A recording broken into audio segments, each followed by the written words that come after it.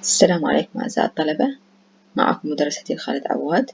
تجربتنا اليوم هي التجربة الرابعة من تجارب الأجريجيت Specific Gravity of Fine Aggregate الوزن النوعي للركام الناعم اللي هو الرمل.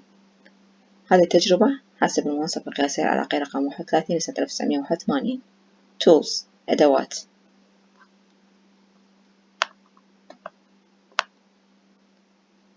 Volumetric Flask 500 مللتر اللي هو وعاء زجاجي سعته 500 مل. Semi-cone mold.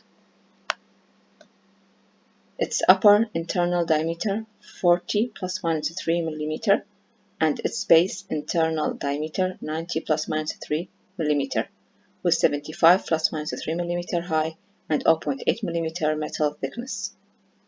حسب ما نلاحظ هذا المولد سيميكون اللي هو المخروط الناقص حسب الأبعاد المذكورة ونلاحظها أمامنا. Compactor tamping rod weighs around 340 plus minus 15 gram with a section diameter of 25 plus minus 3 mm. هذا التامبينج رود مثل ما نشوفه أمامنا، هذا يستعمل لرص الرمل داخل هذا الكون.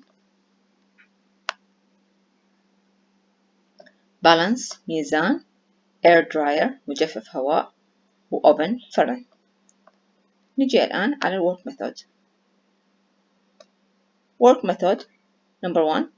Dry the sample sand 1000 gram in an oven at 110 degrees centigrade till mass process and let it cool to room temperature. أخذ 1000 جرام من الرمل أضعه بالفرن بدرجة حرارة 100 إلى 110 إلى ثبوت الكتلة and let it cool in room temperature وبعدين أخليها يبرد إلى درجة حرارة الغرفة. Put the sample in water for 24 hours. بعد ذلك أغمر الرمل في الماء. الخطوة الثالثة make the SSD test for the sample as follows. بعد ذلك أعمل طريقة للحصول على ال SSD اللي هو Saturated Surface Dry بالنسبة للرمل. طبعا ال SSD بالنسبة للرمل يختلف طريقته عن ال SSD للحصول. خطوات وطرق طريقة الحصول على ال SSD للرمل كما يأتي. A. Take the sand from water and dry it by air dryer. أخذ الرمل من المي، أتخلص من كل الماء الزائد بسيف كلش ناعم أو أي طريقة ثانية. بعد ذلك أجففه بالهواء بالair dryer. Put it into the cone and tamp it gently with 24 bits. بعد ذلك مثل ما الصورة أمامنا أضعه بالكون وأعمل رص 25 رصة. بعد ذلك C. Raise the cone and watch the collapse of the sand. بعد ذلك أرفع الكون وألاحظ نوع الفشل اللي حيصير عندي بالمخروط مال الرمل. كما نلاحظ عندنا هاي الحالات. أولا if the sand keeps the shape the sand is wet. إذا بقى على نفس شكل الكون فبالحالة إنه الساند مالتي مو وصل إلى SSD وإنما بعدين بلل أو هو بعد مو يعني نسبة المي بيه عالية، فبالتالي حنسوي continue drying استمر بعملية التجفيف. if the sand fully collapse مثل هاي الحالة بالأسفل تلاحظون هاي الحالة. if the sample is fully collapsed the sand is dry wet it again. تلاحظون الأسفل كله يوقع يعني يصير بالأسفل، فبهالحالة حيكون ناشف جففته زايد وبهالحالة حيكون ناشف لازم أبلله من جديد. if the sand collapse partially the sand is SSD بهالحالتين تقريبا. بهاي الحالة هذه الحالة هي أضبط من هاي الحالة. هاي الحالة اللي هو يصير فشل جزئي مع أحد الجوانب هيكون بهالحالة يكون وصلنا إلى SSD للرمل. في حالة أنه أوصل للSSD للرمل عندي خطوات. أول خطوة اللي هسه نجي على الخطوات اللي حسجل بيها الرموز اللي حشتغل بيها بالقوانين فانتبهوا زين. Take 1000 gram of SSD. أخذ أني 1000 جرام من SSD اللي هو مشبع جاف السطح and divide it into two parts. أقسمها إلى قسمين كل 500 قسم. take one part of sand اللي هي 500 جرام and put it in the oven at 110 degrees centigrade till the mass process. أبقى أخذ أول 500 جرام أضعها بالفرن بدرجة حرارة حرق 100 إلى 110 إلى أن تثبت الكتلة اللي هي أجففها إلى ثبوت الكتلة. The other part 500 جرام of SSD. الجزء الثاني من ال SSD اللي هو المشبع جاف السطح أخذ ال 500 الثانية put it in the volumetric flask and fill the flask with water to the mark. طلاب تذكرون الوعاء الزجاجي طلعناه احنا الفولومتريك فلاسك بداية المحاضرة. أجيب ال 500 جرام أضعه داخل هذا الأنبوب الزجاجية، أضع ال 500 جرام كله مال الرمل. بعد ذلك أضيف مي إلى أكفد عندنا علامة موجودة في أعلى تقريبا حتكون نرجع على الرسم.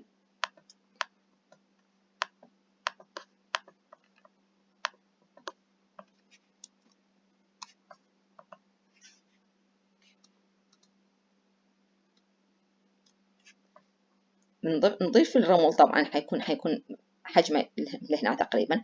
أبقى أضيف مي إلى أتنفد مثل الحز هنا أو خط موجود بالفلاسك، أضيف المي إلى هذا الحز.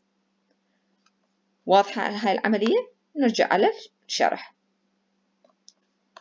Put the sand into the volumetric flask and fill the flask with water to the mark. To get rid of the air bubbles, roll the volumetric flask on the table, then weight it. This weight represents C. طلاب جيت أني بهذا الأنبوب الزجاجية حطيت أني الرمل، بعدين ضفت المي إلى العلامة. بعدين إيش أسوي؟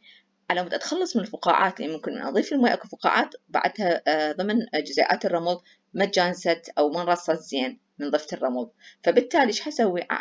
أجيب هذا الأنبوب الزجاجية و roll the volumetric flask on the table. أجي أدورها على طبعا أميلها بزاوية وأفرها على الميز.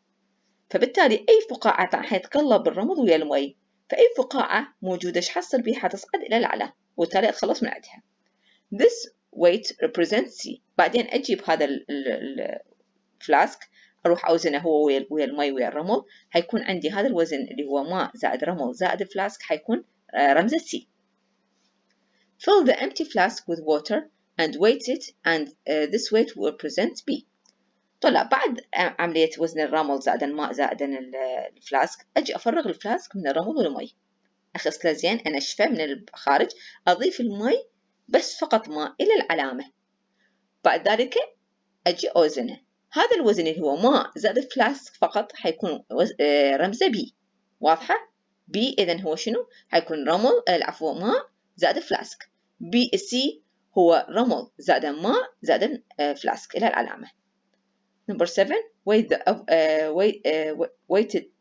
the oven dry sand and this weight represent A.